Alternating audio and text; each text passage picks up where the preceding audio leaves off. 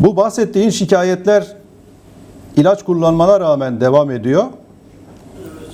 O yüzden bir gün seni buraya misafir edelim. Göster, hepsini birlikte görelim. Yani.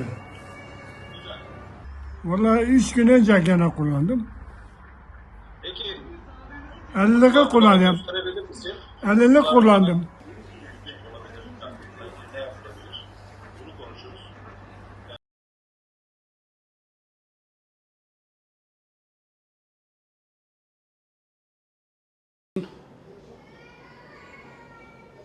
Onu harbiden yok. Tıkadığını düşün. Yani ne kadar itersen it faydası olmaz.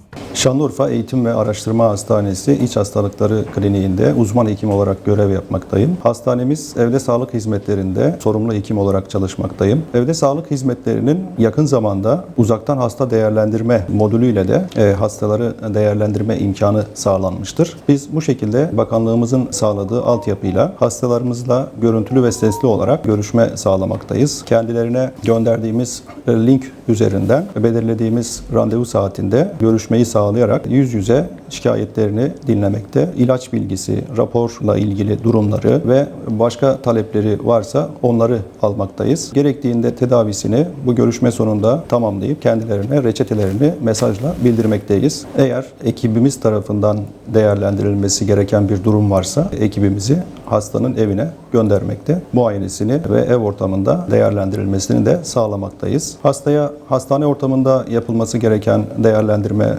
tetkik, görüntüleme vesaire gerektiği takdirde bunu da kendisine bildirmekte ve hastaneye davet etmekteyiz. Tüm hastalarımıza sağlıklı günler dileriz.